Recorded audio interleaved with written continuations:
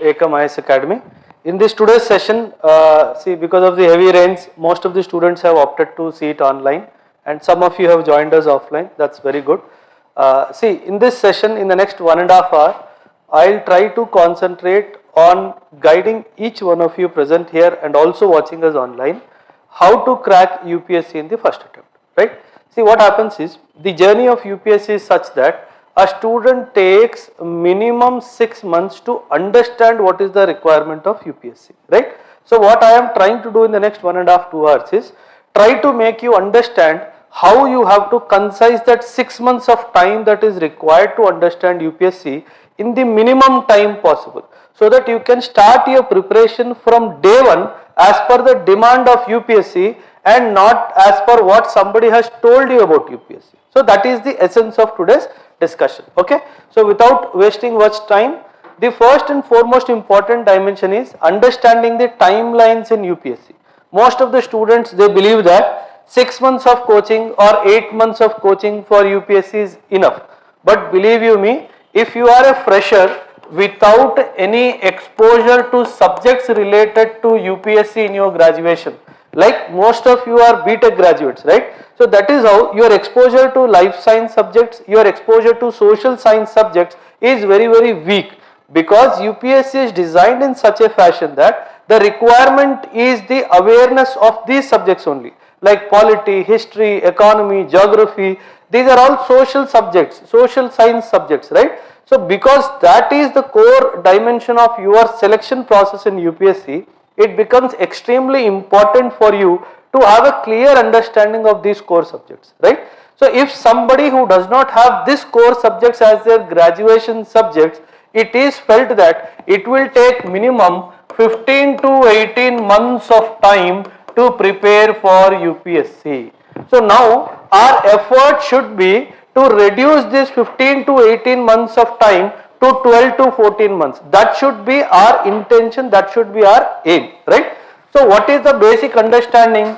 The timeline that is required for UPSC is not 6 months, it is not what you call 8 months or 12 months, it will take 15 to 18 months. This is an indication for the student also as well as for the parents also, to give them the required support for 2 years. You have to support your child for minimum 2 years before you make a statement whether your child is what you call studying well or not. So as I told you, it will take minimum 15 to 18 months. And as a thumb rule, what we say is your prelims preparation should complete minimum 4 months before your prelims exam is actually scheduled. Say for example, next year the May 2028 is the date which UPSC has already given that the UPSC examination would be held. So that means at least by January or February your prelims preparation should have completed, and you would be directly concentrating on mock tests or the test series related to prelims. This is one important timeline. Second, when to start optional. Many students, I also involve in counseling on a regular basis.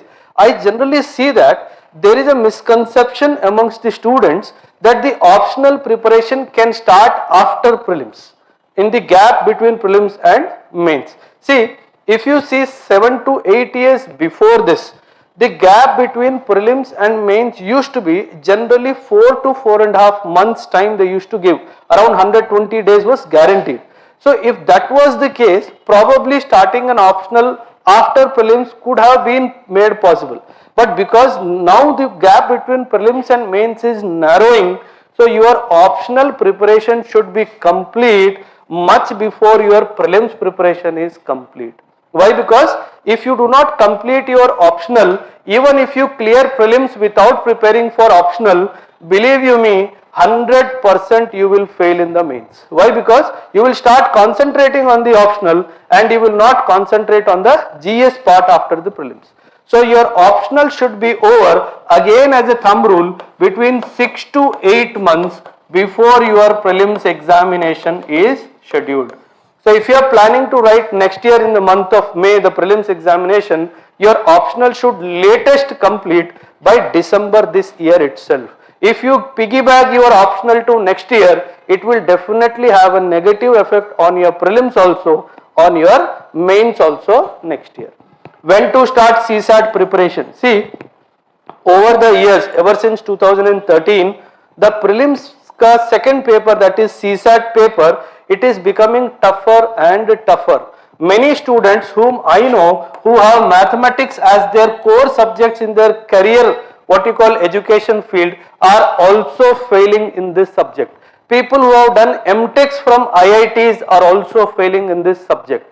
So if you happen to be from a social science background, from a life science background without mathematics as your core subject, it is advisable that you give equal importance to prepare for this particular subject also from day one, and your problem gets doubled, your problem gets multiplied if you happen to be weak in English.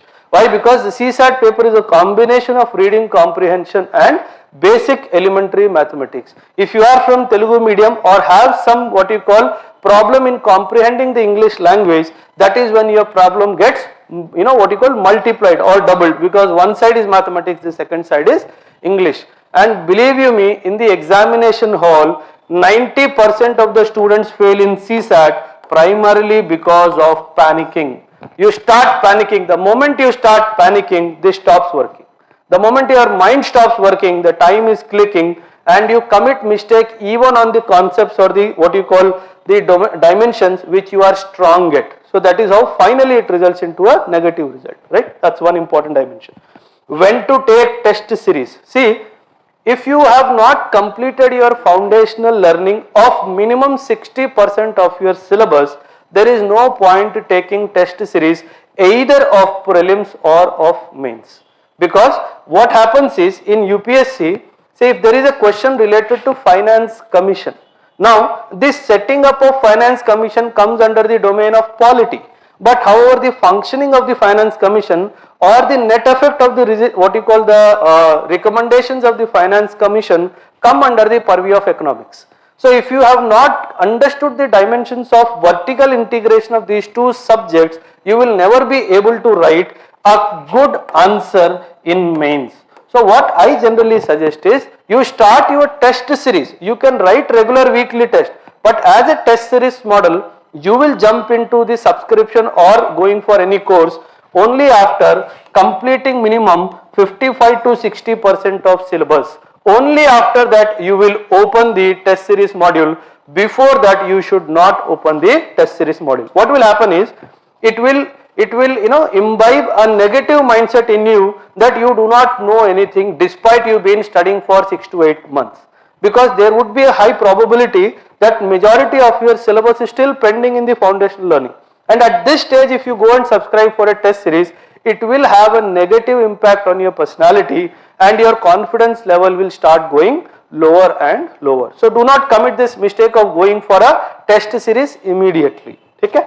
Now, the most important slide of today's presentation, the changing paradigms of prelims. You have to understand that since 2010 till 2010 and 11, clearing prelims was considered to be considerably easy when compared to mains.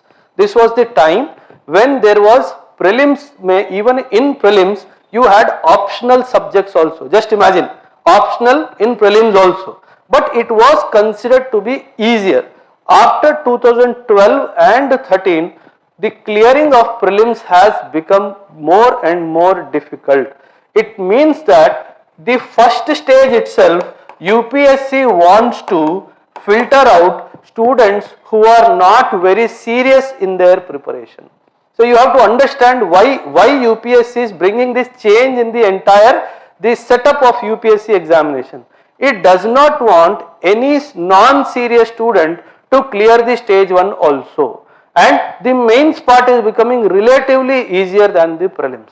So in this case, you have to understand that you need to have a depth understanding, an in-depth understanding of all the subjects related to your prelims syllabus. And you have to prepare the kind of questions that are coming, whether it is economy, whether it is history. These are the two areas where optional level questions are being asked in GS in preliminary examination. So you have to understand the kind of depth that you need to have in understanding these three subjects, that is polity, history and economy. We will talk about these three subjects in depth. So why I put this slide in the initial part is to make you realize that if you have not been passing prelims over the years, it is not your fault, it is the fault of yours only to the extent of trying to failing understanding the real requirement of UPSC. So you have to prepare for prelims as if you are preparing for certain optional subjects. So you have to go into that depth. If you feel that I have gone to the classes regularly, I did not miss my classes, I have taken test series support, I should have been clearing prelims, then you are sadly mistaken. It will not happen. You will have to augment your class notes by the standardized textbooks. You will have to augment your class notes by repeated recalling what has been taught to you. You have to go for multiple books of reading that particular one subject only. Now that curtain, iron curtain, that this is for optional not for GS, has now been removed by UPSC by asking very conceptually depth questions in the prelims itself. So two papers, economics and history, you have to dive deep into the subject before you go to write this examination, that is preliminary examination, right? Now these are considered to be the three pillars of UPSC: economy, polity and history. If you happen to master these three subjects, you will get anywhere between 45 to 48 questions in prelims from these three subjects alone. 45 to 48 means approximately 50% of the questions are coming only from three subjects, and we are failing to clear prelims year after year. It means that we have not given enough importance to these three subjects. 48 means straight away how many? 96 marks. Last year prelims cutoff was 87 for the general category, and SC ST it hovered anywhere between 73 to 75. So if you are failing to get 73 to 75 having reservation support, it means that your strategy is completely incorrectly aligned to the requirement of UPSC. This you should understand, very important. And see, if you see these three subjects, this is one subject at least you have a fixed canvas of syllabus. But the other two subjects, there is no end to the canvas. The canvas is so widely spread, how far you will dive deep into the history to know that each and every answer that is asked in the prelims. So that is where you have to master this subject thoroughly, that you do not miss even a single question also in prelims. That should be your target. And secondly, this subject, why? Because I am saying this subject is, if you have seen the mark sheet of this year topper, the 2021 topper, what's her name? Some Sharma, Suchitra Sharma, right? Shruti Sharma, yeah, Shruti Sharma. How much she got in paper 1? How anybody did the analysis of her? She is a history optional student. She is a history optional student and she got 135 in her GS paper 1. Just imagine a history optional student getting 135 in her paper 1. It means how deeply she would have dived into history, but still she struggled to get even 135 in her paper 1. 135 is not a great score, it is a good score, but not a great score. People have got much more than 135 in the past. So that's where one has to understand that this subject is also difficult to master. So you need to give that adequate attention to this subject as well, very important. And coming to this, the dragon in the city is the Indian economy paper, right? Why I call the dragon in the city is, without understanding the concepts related to economy, you cannot answer prelims question. Why? Because though the question might seem to you that it is asked from current affairs, but it is somewhere linked back to the concept. So having thorough understanding of the concept is very, very important to answer these Indian economy questions in UPSC. So these three subjects are the pillars of your UPSC preparation, whether it is prelims, whether it is mains or whether it is interview also. Okay? Very important. Now, this is the most important part for mains. See, many students come to me, sir, I am not able to write the answers. This is the first statement they make. Sir, despite reading the chapter so many a times, or despite reading the newspaper or the concerned article repeatedly, I am not able to write anything. The inability to write is stemming from one reason. The reason is lack of vocabulary support. So what I suggest a fresher or even a repeater for that matter who have completed their foundational learning is, for subjects like these 5 subjects that I have listed on the board, you have to create a own vocabulary dictionary of yours for each subject. Say for example, Indian economy is there. There are some words, technical words, which in every answer UPSC is looking for whether you are using these words or not. So for using those words, firstly you should have mastered that words, and secondly you should be able to analyze where to use a particular word. See, UPSC is all about around 2500 to 3000 words. If you can learn to play with these 3000 words, you can write a beautiful answer in UPSC in mains examination. And these 3000 words are scattered around these 3-5 subjects only. And let me tell you, the most important or the most difficult vocabulary to master is of ethics. And paper 1, when you sit and write a paper 1 answer, believe you me, the pen will not move because you do not have the vocabulary support. So from the day 1 of your preparation, you have to take a prescribed textbook and try to master at least 1 or 2 words every day, so that by the end of 1 year, you have a basket of 700 to 800 words in ethics with thorough understanding of the meaning of that particular word, so that you can use that word in the theoretical part of your mains answer writing appropriately. The word is appropriately. So that's what where happens, the choice of vocabulary comes into play. So for every subject, the class notebook that you have, dedicate initial 25 to 30 pages, leave them blank and start your class note from the 31st page or the 41st page from my side, and use those 30-40 pages to build your vocabulary over a period of time. If a class is taken, some technical terms related to economy have been discussed or explained, or you come across any word which is difficult to comprehend in the newspaper article or the current affairs that the institution gives, make a note immediately in your book and try to rehearse. And if you have problem in remembering, what I suggest is write the English word and write the meaning of that word in Telugu opposite to that, so that over a period of rehearsing again and again and again, you master that vocabulary over a period of time. If you do this, one of my students in the historical past has done this, ended up getting 3rd rank. When he came to me for counselling for the first time, first day, I told point blank on his face, UPSC is not your cup of tea, you leave it. He said, "Nahi sir, I will go back to village only after I become an IAS officer." Believe you me, that guy took 8 years to pass, and in the first attempt he got this, in the 8th attempt he got this particular rank. So but it was possible because he did because very poor English. One line also, there were 10 grammatical mistakes. I was like, UPSC is all about mains answer writing, you can never pass this examination, please leave. He said, "Nothing doing sir, I will stay here in Hyderabad, I will study for 8 years." And he studied for 8 years and got that particular rank.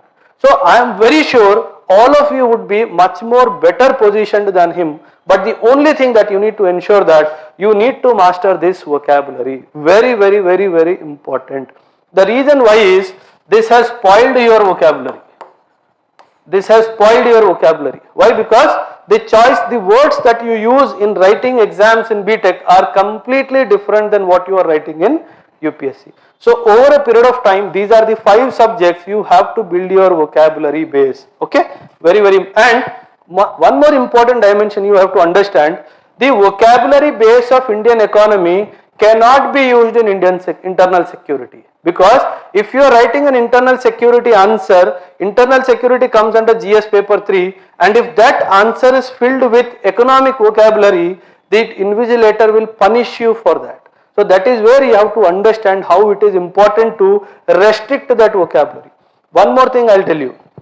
Say for example, you are a history optional student, or for example, you are an economy optional student. When you write an optional paper of economy, your vocabulary has to be of a very high standard related to economy. But when you write a GS paper, you have to limit your economic vocabulary in the GS answer even to the question which is related to economics. If you give him an impression that economics is your optional by your content in the answer, he will judge you as an economic student, not as a general student.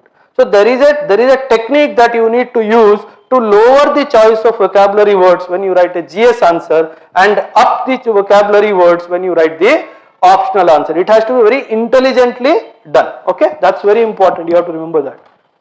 The Brahmastra is basically of three things.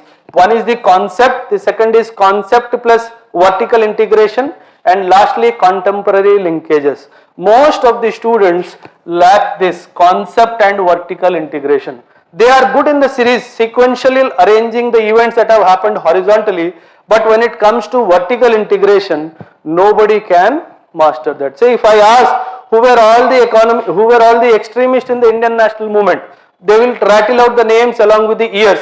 But if I ask them to sum up what is the contribution of the extremists in the Indian national movement, this is when I am asking you to vertically integrate what all has happened during the course of certain period of time. This is where we all struggle. So try to understand that till prelims it is horizontal learning. When it comes to main, it is vertical integration also with contemporary linkages. Very, very important. Horizontal only till prelims. It is neither useful in what you call mains nor in the interview part of your examination. So you have to understand the importance of vertical integration of all these subjects. Internal security and IR are integrated with each other. Economy and international relations are integrated with each other. Polity and economics are integrated with each other. History, social issues, society, all these dimensions are integrated with each other. Polity and history is integrated with each other. So all these dimensions you should learn the art of integration, vertical integration. Okay. Yeah, the iron curtain, these are the four areas. If you happen to see them very closely, the toppers, I'll come back to this slide. The people who have topped this examination, they have topped primarily because of this, and one more is optional. Believe you me, none of them is interview topper. None of them is interview topper. Not even topper, nowhere near the topper, except for this guy, again missing it by 15 marks. Interview topper got 206. What she got? 173. Interview topper got 203. What she got? 162. Just see the difference. But where are they making up the difference for? In the essay ethics and also in the optional paper. Very, very important. But if you see this slide again, you will believe that this is the most neglected part of our preparation. Yes or no?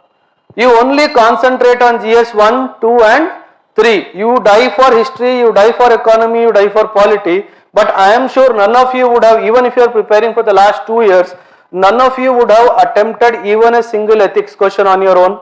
None of you would have attempted even a single essay question on your own. None of you would have started writing answer writing for the optional paper. So where it actually matters the most, we neglect the most. So from day one onwards, these are the two papers that you have to start your preparation. And the beauty of these two papers is that you actually don't have to have any idea about the GS part of your preparation for both these subjects. Earlier UPSC was asking a combination of GS and philosophical essays.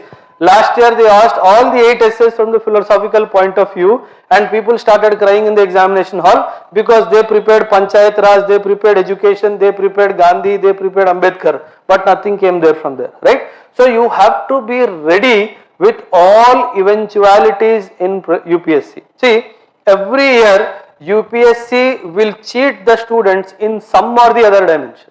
Whether it is prelims, whether it is mains, whether it is optional, whether it is ethics, whether it is essay, whether it is any GS paper, one weapon they will keep in their pocket which they will not show to anybody, and they will show you only on the day of examination. That is when you will come to know that there is a change in the pattern of examination. So you should be prepared to face that change. You have to pray to the God, the change will come in the area that you are prepared the best, so that you can write something and come back.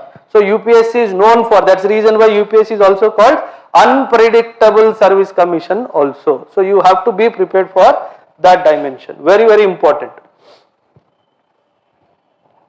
See, 204, 201. In the top 1820, people did not get the top marks in interview. 206 is the top mark, some 17th or 16th position. So just imagine, what could be the reason? What could be the reason? Despite not getting the top marks here, they are getting top marks there. What could be the reason?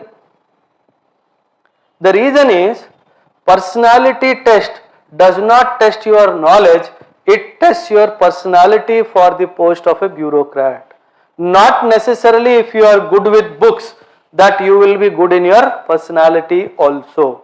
So from the day one, you have to work on your personality also. From day one, what you wear, how you talk, how you speak, how you write, how you behave, how you respond to an issue or an incident that is given to you as a case study, it all matters. It will suddenly not happen that you wear a coat and tie and go for interview and behave normally, because the dress will not comfort you. Your body language, you have always been a brash guy. You want to behave as a very polite guy on the D-Day. It will not happen. It takes, believe you me, I have been part of so many mock interviews. It takes 3 minutes to judge what the other person is. 3 minutes is also, I am talking too much. 2.5, 3 minutes mein what he or she is, it is reflected instantly to us. But we give an opportunity to that person to speak at length about his or her achievement, so that maybe we are wrong in our perception of the first look. So that first look impression comes with practicing it. With practicing, as if, when I say practicing it, imbibing the qualities which are required of a bureaucrat from day one.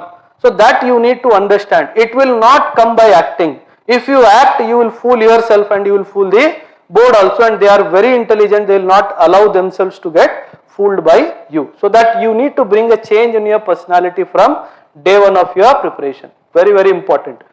Yeah, we'll talk a little bit about essay and some mains, answer writing and all. These are the 6 tips what I suggest all my students in the classroom also. Here I ensure that I'll make my foundation student write more than 100 plus essays in the classroom setting and discuss. But if you are not one of the foundation students, what I suggest is, please make a note of these.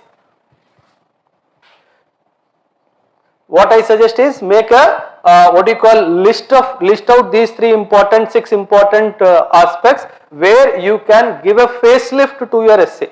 The first and foremost important thing is, we all fail in analyzing the demand of the question. So basic, even if I give an essay on a very basic topic, say called electoral politics, only 2 words, electoral politics in India.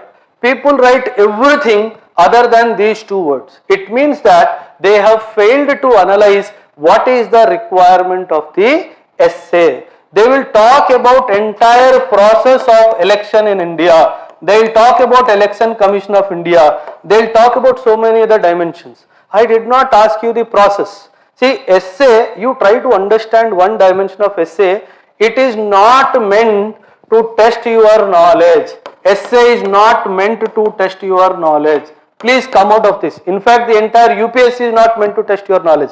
The UPSC, especially essay, is trying to test your opinion, your viewpoint, what you think about a particular issue. When it comes to that issue, what is your viewpoint? That is what I am saying in essay. But what people do, they put up so much of facts in there. As I told you, am I looking for your knowledge of facts? No. What I am looking for your opinion, and yes, most importantly, I am also looking for your language. If you are aware or not, if you happen to get equal score in UPSC, the decider is your essay marks. Say for example, if I have got 1000 marks, another student also got 1000 marks, How you decide that who should get the third rank or the fourth rank? It is the essay that decides who should get the third rank or the fourth rank. Even if through essay also if there is a tie, for example I also got 140 in essay, the other student also got 140 in essay, then it is the optional that is seen. And even if in optional there is a tie, then they go back to ethics. Just imagine they are not going anywhere to GS. Are they going to GS? No. Why they are not going to GS? They are not ready to test you based on your knowledge. They are only trying to test you based on your opinion and your language skills. So it is not a test of English language. Yes, I agree. But at the same time, somewhere this is also an important facet of your selection process when it comes to essay. Many students, the moment they read an essay, they start writing the essay. You have to spend minimum 15 to 20 minutes to brainstorm what all that's the reason why essay is the only area where you get a dedicated rough page to write in UPSC. You can write there in rough page, you can write and start your essay after doing your rough work. So that is how brainstorming becomes important. Very, very important. Not more than 4 to 6 dimensions. You cannot write more than 4 to 6 dimensions in those 11 and a half pages. So 11 and a half pages, one page goes for an introduction, one page goes for way forward for a page and a conclusion one page. You are hardly left with 7 to 8 pages. And if you are left with 7 to 8 pages, you cannot open more than 6 dimensions. And in each page if you write 2 paragraphs, 1 dimensions, 2 paragraphs. So you cannot open up so many dimensions and talk about it in an essay, only 6 dimensions. This you have to do from the day one and by heart them. These quotes are very important in essay. The quote is an apt quote that will fetch you the highest marks. And when you talk about quote, it can be a quote given by an expert on the subject. It could be any world leader, any charismatic leader. It could be a quote from any of the religious books, but secular in its dimension. That you need to understand. You can pick up a quote from Gita, you can pick up a quote from Quran, you can pick up a quote from Adi Granth, but one dimension you have to understand that it should be secular in its approach. That quote you can always write. A quote in the starting, a quote in the ending is a must. You have to understand this. A quote in the starting, a quote in the ending is a must, and quote aptly fitted in between wherever you can find a good place to fit in your quote to support your argument, to support your judgment, to support your dimension. You can also add a quote in between 2 to 3 times, not more than that. Okay, it's not that every paragraph ends with a quote. Don't do that mistake. Beech mein 2 or 3 first and starting end. Okay. Now this is very important. You have to use evidence, a reasoning or scholarship. When I use the word scholarship, it is basically citing a course from an author who has written a renowned book on that particular issue. You can always say so and so in his book in chapter so and so made a statement regarding this, and you cannot bluff here, because definitely the person who is reading, he would have read that book that you are talking about. So that you have to be very, very perfect whether he has actually said that or not. For this you have to read books other than UPSC also. If not read, at least pick up quotes which you can use, make a note of which book he has written, which chapter he has written, concerning what he has written. Very, very important. And speeches, very important. But speeches only of personalities who have been non-controversial in their service. Not controversial personalities. If you pick up a speech of a controversial personality, you will be penalized for it. So you have to pick up speeches, references of speeches, but only of figures who have generally maintained their non-controversial nature. That's very, very important. Yeah, coming to ethics, as I told you, most neglected part of our preparation, ethics paper. See, ethics is one paper where you will get 45 also out of 250, you will get 190 also out of 250. This is where the iron curtain is drawn. But when you come to GS, generally people get anywhere between 60 to 65, 120 to 125. So what is the difference you can imagine? So if you want to go in and fall in an elite group who are getting good marks, you have to perform exceptionally well in your ethics paper. Very, very important. Your topper did not do do well in her ethics. Actually that 132, I think it is wrong, 112 is the marks. She got 112 in ethics, but in history she got 135. In both the optional papers she crossed 150. So that is the reason why she managed to get those top marks. So this paper is extremely important. You have to build this from day one. The word list for the foundational learning and vocabulary, and you have to write it, rehearse it repeatedly, all the 7 chapters. The problem is the students know what are the 7 chapters in ethics, and they try to buy so many books on ethics and get themselves very happily confused about it. So see the chapters and by heart the ethics syllabus, very important, otherwise there is no end to vocabulary of ethics. You will get, you will be roaming around ethics, but not within the circle of UPSC requirement, but in a very wider circle, wasting your time. This is very important. You can score very well in the part 2 of ethics, provided you have a strong linkage between the theory and the case study. The moment you read a case study, you should be able to connect with which part of theory this case study belongs to. So from that you need to link it with the case study. This particular officer lacks these qualities which are essential for a bureaucrat. So from these dimensions he lacks these things. So that should be highlighted in your case studies. A case study is written well without linking with the theoretical concept will not fetch you mark. So you should be able to link it with the theoretical dimensions also. See, case study is one area in ethics. It can be written in 20 different styles.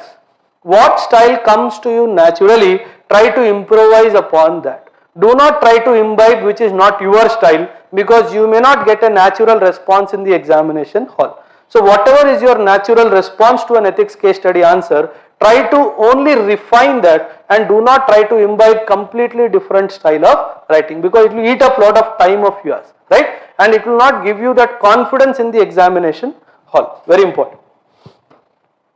Yeah, this is the final check review. That is your interview. See, my guru always tells, if you are preparing for UPSC, from day one you have to think of that interview that you are going to face for 40 minutes. So whatever you are learning, it should be reflecting in your mind that if this particular question what has been taught to me in the classroom, if it is asked to me in the interview, how I will respond to this question. That should be bickering in your mind, in the rewind, in the subconscious mind. So from day one your approach should be interview based learning approach. And secondly, we all have to work on the communication skills very hardly. Why? Because as I told you, thanks to BTech, it has spoiled your writing skills also, it has spoiled your communication skills also. See, people are looking for people who can talk well. If you cannot poise your what you call language, then definitely you are a misfit to that particular chair that you are aspiring for. So communication skill, you need not use flamboyant English, that's not the point. The point is that you should be able to frame small sentences without any grammatical mistakes, right? That's what is important. And this dimension generally nobody prepares for interview. You should know yourself thoroughly. Don't write for the sake of writing that I do gardening. What you are doing at the end of the day, pouring some water to tulsi, that is not gardening. So if you have not been doing it just for the sake of it, do not write, because if you write, he will catch you. If you belong to a particular area where there is a particular soil pattern, what are the problems in this kind of soil pattern in gardening? You are gone. What is the natural phosphorus content of the black cotton soil? It's a sixer for you. It has gone over your head because you have actually not done this kind of homework. So knowing yourself is one of the most important part of your interview preparation. Read and by heart your biodata. Whatever you write, you have to read by heart and try to frame questions within that broad framework of your biodata, because they are not going to ask anything outside your biodata. But what we do, we read everything, but we forget even to look at our biodata, what I have, what you call submitted for the UPSC. Develop a positive attitude from day one. Believe, I gave you an example, day one, whatever might be your condition, day one tell yourself that I will make it one day. So with that positive temperament, prepare yourself for UPSC. And self-confidence only by rehearsing. Ask yourself a question, rehearse the answer. Ask yourself a question, rehearse the answer. Okay? So that will give that confidence, because when you rehearse it repeatedly, it will come out naturally when you actually happen to what you call give your interview. So these are some of the 6 pillars of preparing yourself well for interview. Very, very important slide from the today's presentation point of view. See, there are many what you call views given by the toppers and also by the subject experts in UPSC that we should adopt a point form of answer writing. See, but in UPSC, believe you me, if the question says list out, then you can go for point format. See, the very good way of hiding something is point form of writing. What is that hiding something? Inability to write well, right? So if you happen to write most of your answers or all of your answers in a point format, somewhere you will give up that I do not know how to write. Now, you cannot write an introduction in a point form. You will have to definitely write the introduction and the conclusion in a paragraph form. So that is where you will fail miserably if you do not write in paragraphs. A question written in paragraph, a same question written in point form, the paragraph will fetch you more marks, believe you me, if you happen to write it well. If you are not able to write for some reasons, then you can go for point format. But believe you me, somebody writing in paragraph format with very good sense of language and the content, he or she will get better marks than you. So you are compromising when you are writing in point format. That is one dimension. Second is fact versus analysis. Many toppers also keep repeatedly saying it. I do not know why they say that your question should be based full of facts. But I somehow do not agree with them. As I told you, it is not testing your retention capability of fact. It is testing your analytical skills, your understanding of a particular dimension. So it is always analysis that will fetch you more marks than dumping of facts, more and more facts in an answer. It will not fetch you. You ask all the people who are in service, the only advice they give you is every answer should have your opinion. If you happen to give your opinion in every answers and a balanced opinion of all the issues, you will be graded very, very high. So if you are looking for those high grades, you have to go for a analytical style of answer writing, which is in a balanced approach. And one more dimension is content versus presentation. Many people keep talking, make diagrams, make maps. Yes, wherever required you should make. Wherever you want to represent something, to break the monotony of reading also, you can put some tables, maps or diagrams. But believe you me, more than the presentation, the content fetches you more marks than the presentation. You can use presentation as a disguise if you do not have the content with you. But do not make presentation as your core strength of writing the answer. That will not fetch you marks. So try and understand the importance here. The content is important, the paragraph writing is important, the analytical ability to give your opinion is more important than the 3 opposite dimensions. Okay, please remember this very, very important, because whenever you will write and submit an answer, the 3 things I will say is content, paragraph and analysis. Paragraph I will still forgive, even if you have written good points, understood. Point also, I have seen this in the students, especially in South India, half line point. It is not conveying anything, it is just saying something. There is no message given. How can half line be a point? Only 3 words or 4 words. Even if you are writing in point format, try to little elaborate. What are the problems? Poverty, that's all. So sir will imagine what is meant by poverty, let sir only imagine. No, even if you want to write in point format, try to elaborate it a little so that he tries to understand, yes, this guy has made an effort in writing some points also. Okay, that's very important. Yeah, very important. See, what this guy Eben Goss said that, he says that the biggest gift of the nature to the mankind is its ability to forget. If you cannot forget, it means either you will live in pain or happiness forever.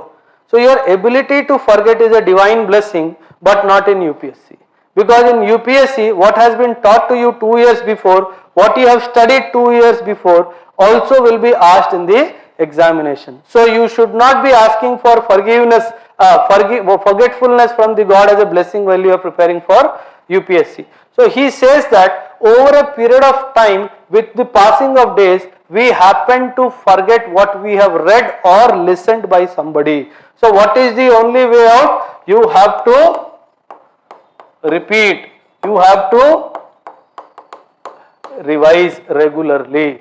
After 7 days, 0. If you do not revise anything up till 7 days, what has been taught to you, what you have read in the newspaper as an article, if you do not revise, it is very possible that after 7th day, you will not be able to recall anything. So that repetition and revision, repeated revision in UPSC is a must. Very important. This is very famous, the Pomodoro Technique. Many students come and ask me, sir, it is very difficult to manage time when we are preparing for UPSC. The answer to that is 25 minutes of timer, 5 minutes of break. You see this for 2-3 days, you will yourself realize there is so much of time. Do not take break longer than 5.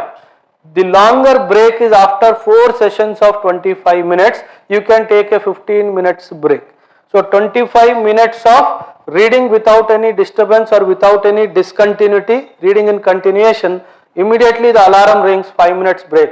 Close your eyes and lie down for 5 minutes or walk around, have a cup of water or something. Again 25 minutes alarm on, sit with the book. You practice this for a week or 10 days, automatically your mind becomes sharper and sharper. This is called the Pomodoro Technique, very important. And whenever you are reading important topics, you try to use that as the technique of reading. The second reading technique which is very important is the SQ3R technique. The 3 R's represent recite, recall and read, recite and recall. First is reading, second is reciting, what we do rote learning when we were kids, no? And lastly is the recalling, regularly recalling in your subconscious mind what I have learned. These are the 3 R's. And what is this S and Q? Survey. See, whenever you are reading a topic, say for example, Buddhism was taught to you today in the classroom setting. When you go back, what all about Buddhism has been written in different books, you survey and you try to put it that, asking a question, help your mind engage and concentrate. So when you read this Buddhism topic in say 4 or 5 multiple sources, you try to imbibe what has been left out in the classroom and add to that. And when you are doing this, you have to ask your question and engaging your mind with what has been taught in the classroom and what has been missed in the classroom. The moment you do this immediately after going back home, believe you me, you will never forget the content of the classroom or your own self-survey ever in your life.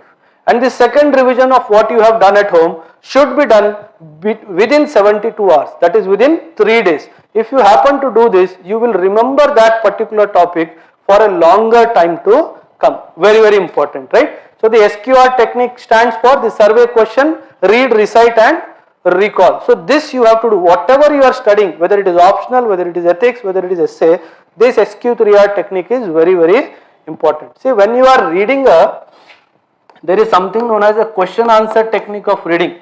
When you are reading a paragraph, whether it is NCERT or any prescribed textbook, you ask yourself question, what this paragraph is trying to give me a message, whether it is important for prelims or mains.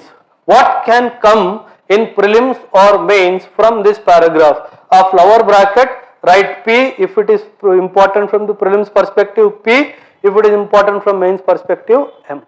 And if it is important from mains perspective, try to make a question of your own depending on the content of the paragraph and write that question next to that paragraph. What will happen is, when you revise for prelims, before the prelims, when you are flipping through the pages, you only look at the P's, you avoid the M's. And when you prepare for your mains, when you are flipping through the pages, you only see the M's and avoid the P's. That is how your revision becomes faster and faster. So that is very important technique that you should be doing it. Many students come to me, sir, is reading newspaper important? Can I avoid reading newspaper? I am sure these guys are not writing UPSC. I am sure both the guys are not writing UPSC. But can you see their seriousness in reading the newspaper? Yes or no? Why are they reading newspaper? They are not preparing for any examination. Why are they preparing? Why are they reading newspaper? Anybody? Why are they reading newspaper? Because they want to be aware of what is happening around them. And if you are preparing for UPSC, can you escape this requirement of awareness? No. So how this question is coming, sir, can I avoid newspaper? If you want to be part of newspaper in future, how can you avoid reading newspaper? You have to read the newspaper. At what stage you will start reading newspaper? What you read, what you omit is a different dimension. Because initially if you read newspaper, you have started your foundation learning from tomorrow. From tomorrow onwards you will not read the newspaper. Because there is no point. You will take 8 to 10 hours to complete the newspaper, and believe you me, take home would be 0. So that is how you will have to wait for at least 2.5 to 3 months before you complete certain dimensions of foundational learning in your classroom before you actually start reading the newspaper. So you have to wait for 2.5 3 months.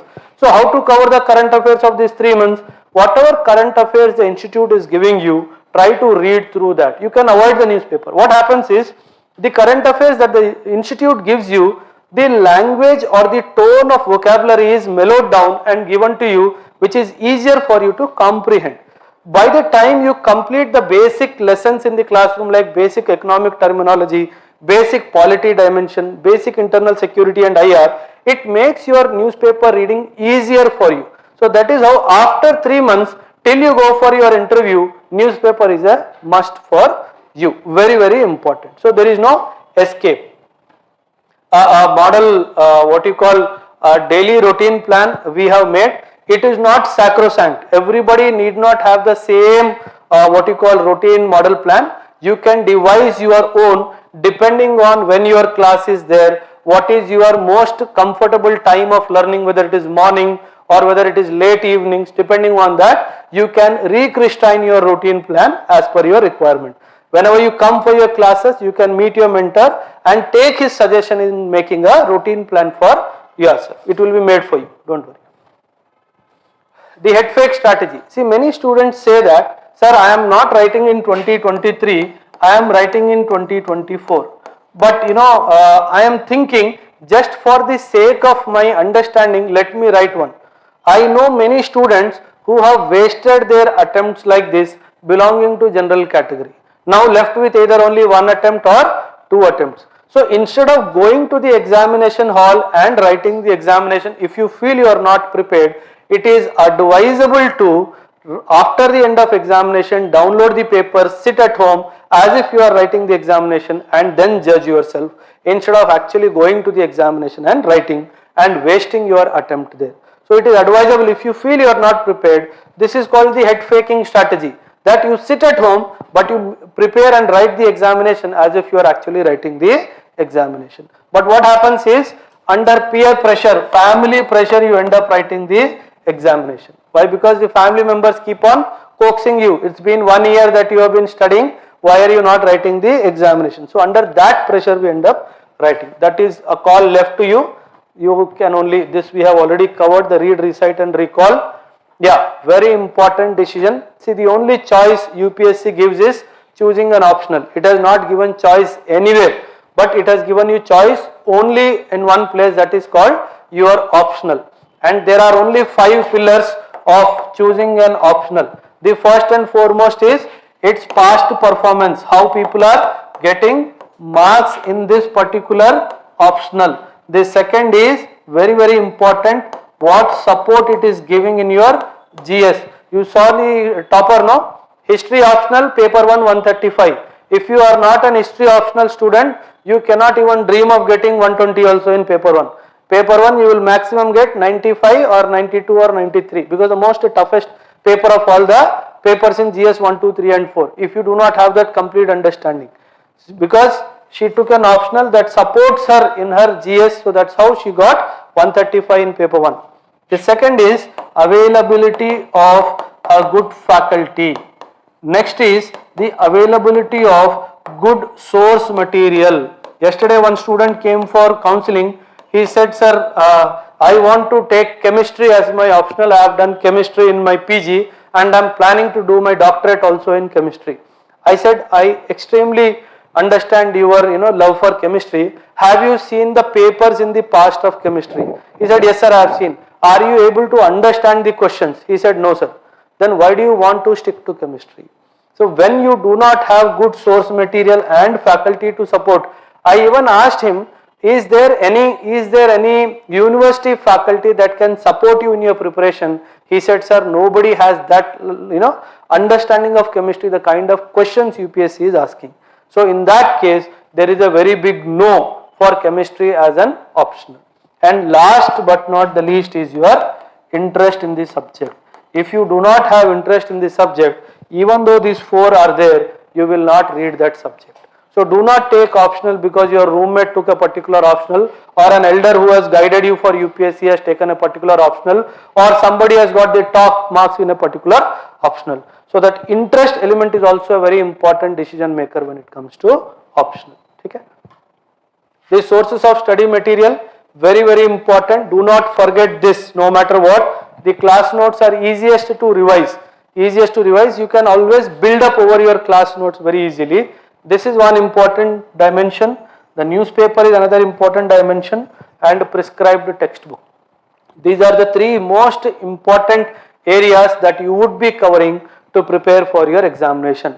Priority 1, priority 2, priority 3. 1, 2 and 3. Textbooks very very important. Textbooks are very important to build a perspective about a topic. Guidelines for the freshers. The most important guideline that I would like to give to a fresher is by hearting the syllabus, which 99.99% people will not do. Why? Because if you by heart the syllabus, any article in the newspaper, any topic in the classroom, where it is linked to your syllabus, you can connect. And what will happen is, whenever you are by hearting the syllabus, you will come to know that I am over-emphasizing on this subject. I am under-emphasizing on this subject. An article related to Indian society I have not read in the last 2 months, but I am reading polity over and over again. I am reading economy over and over again. The marks will also be reflective exactly the way you would have left something in your preparation strategy. So by hearting the syllabus will enable you to link where this topic belongs to in the UPSC. These are all there, but this is the most important for a fresher to comprehend. Yeah, we probably will be going ahead on a tie-up with the Hindu group, the Hindu newspaper that you read. They have agreed to launch a particular platform through the platform of Ekam IAS Academy, where they will be giving you special classes for around 60 hours in 3 to 4 dimensions: reading comprehension, essay writing, précis writing, and advanced grammar. These 4 dimensions, they will be giving advanced coaching to the students who are preparing for UPSC. The reading comprehension, important from the CSAT point of view, that is how objective they are saying. The essay writing from the mains perspective, advanced grammar and précis writing, all the 4 dimensions. And also classes on interview will also be conducted to the students of Ekam IAS Academy. This platform of engagement directly with the group, the Hindu group, is nowhere in the country. So we are planning to go ahead with that. The talks are on. Yeah. Now, very important, English. How to? Now people ask me, sir, how should I improve my English language? The most important dimension is develop the habit of reading and go away from YouTube to learn. If you rely more and more on YouTube to learn something, you will learn the topic, but the vocabulary connected to that subject will not be developed in you. You have to develop the habit of reading. Why I am saying develop the habit of reading is, the profession that you have chosen, 90% of the time, either you are reading, once you get selected, the real problem starts. I am telling you, 90% of your time, out of 16 to 18 hours that you will work, don't worry, the government will make you work 16 to 18 hours. In that 90% of the time, either you are reading or writing. And if you have chosen a profession that you are reading or writing maximum, you have to develop the habit of reading. Without that, there is no escape. Then, very important, you have to learn to absorb the essence of the content more importantly than the fact. People say that I have read NCERT history 100 times, but a basic question on history is asked, they go blank. Okay, so it is not the fact and figure, it is the essence that has to be understood in detail. This we used to do, now I don't know. This we hesitate to do. This we hesitate to do. Believe you me, if you start doing this even from today onwards, it will immensely help you. It will immensely help you. Committing a mistake in front of your friend is much better than committing, blurring in front of the interview board. So try and develop this habit of talking in English. An advice to watch English news channels Al Jazeera and CNN, but a small caveat or a warning: when you listen to Al Jazeera, it is run by certain elements in the society which have some inclination. So do not fall for that inclination, only concentrate on the content and the language. Do not get influenced by the message of the channel, because it is a mouthpiece of the Middle East countries. So that is how you do not get carried away by the content. Only see the content and the language, not the underlining message under that Al Jazeera. But otherwise, an excellent news channel to follow.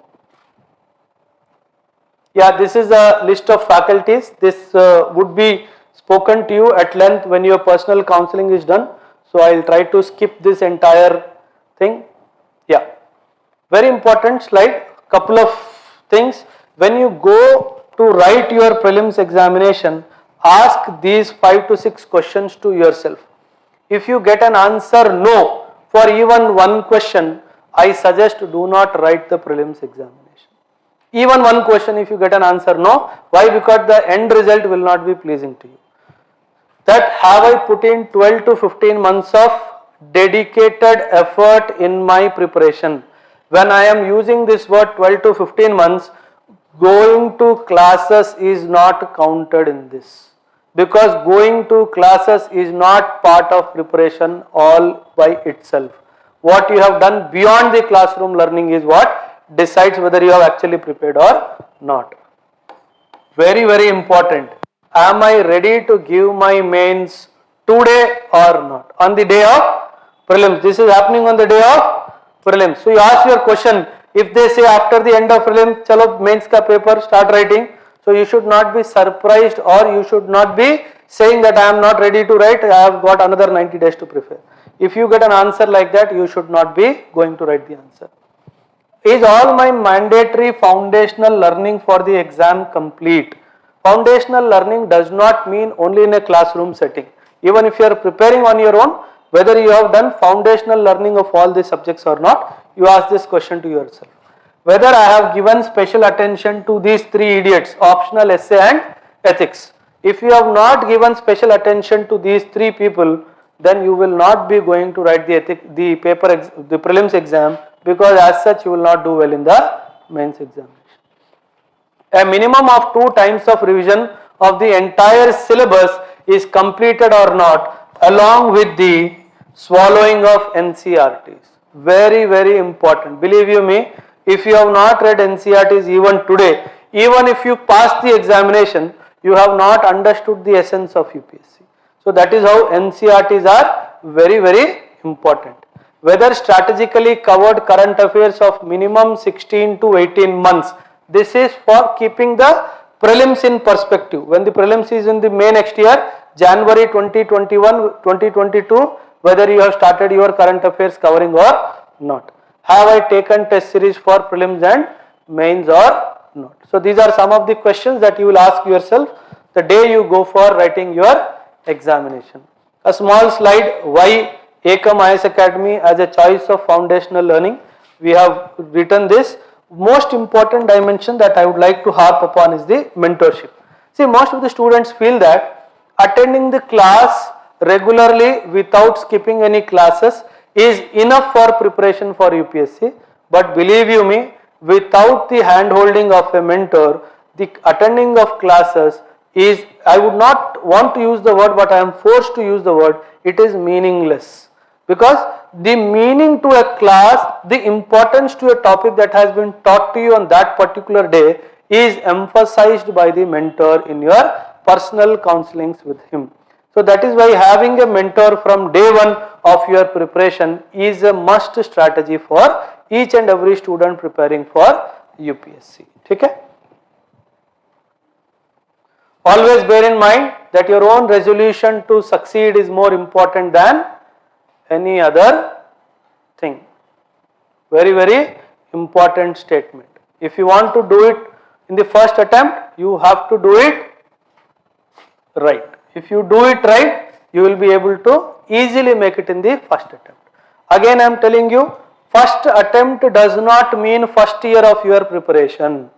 It could be third year of your preparation, it could be second year of your preparation, it could be fourth year of your preparation also. First attempt does not mean within 1 year. People who have topped this examination in the first attempt, they have prepared for 5-6 years in continuation before they went for their first attempt. So first attempt can be with 2 years of preparation, can be with 3 years of preparation, can be with 4 years of preparation also. Yeah. Any questions? I will be very happy to receive.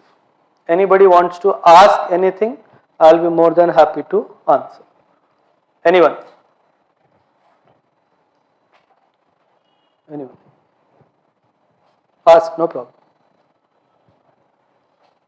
Go on.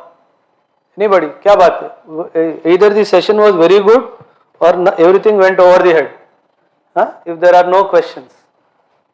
Yeah, Rajkumar, anything? Come again, repeat the question. What is the importance we should give to the language? Importance of language. Are you talking about English language? No, so we take a language. Acha, the 2 compulsory papers of mains. Okay, very good. See, her question is, there are 2, in the mains there are 2 language papers also. The first paper happens to be any Indian language mentioned in the 8th schedule of the constitution, right? And the second paper is the compulsory English paper. See, what I suggest is at least 2 to 3 months before your exam. Say for example, you have chosen to take Telugu as your language, for example. What happens is, in our academic careers, we generally go away from our languages. So what I sincerely suggest is, even though you are very good in your language, minimum 2 to 3 months before the mains examination, you have to start reading the newspaper of that particular language and try to just copy the article to improve your, one is handwriting skill of that particular language, and second is the grammar. And the second strategy you should do is just take the past year papers and solve. Good enough. Newspaper writing with an intention to re-remember some words which you have been using for long, but because of your academic career you got a break in learning that language, and also trying to avoid spelling mistakes in your this thing. So 3 intentions of reading a newspaper: handwriting, the language vocabulary build-up, and spelling mistakes, and solving the past year papers. Fair enough. Not more than anything is required. When it comes to English, because as part of your preparation you would be reading English again and again, that remove that newspaper element, only the past year papers, 5 years, 6 years, 7 years, fair enough, because you only need 25% out of 300. Both the papers are for 300 marks each, so you need only 75 marks. So that much amount of effort is fair enough. But believe you me, people fail in this also. I have seen students who have failed in this, especially paper 1. So even if it has been your mother tongue or you've been using it for all your life, please make an effort to write it down. Otherwise you will have a problem there. Yeah. Anyone else?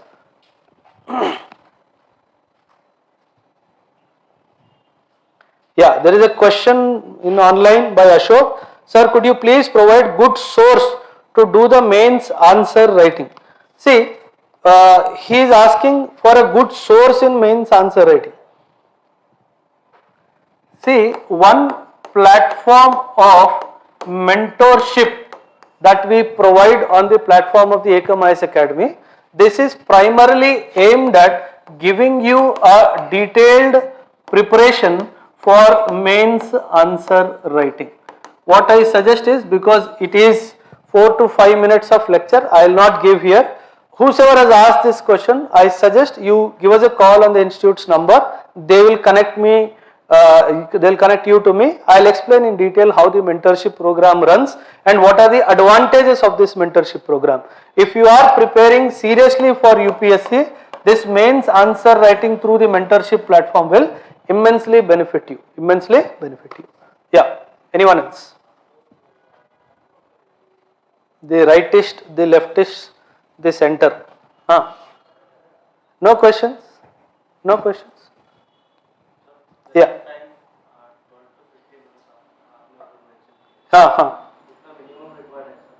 See, you have to understand one thing.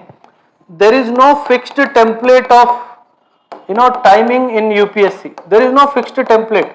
I cannot say 12 months is enough for all of you in one go. Maybe she will take 10 months, maybe he will take 2 years, maybe he will take 18 months. It depends on your general awareness. It depends on your general awareness, how alive you have been to your surroundings, how good you are academically, and very, very important, how much hard work you can do. So the time would either expand or contract depending on these three variables.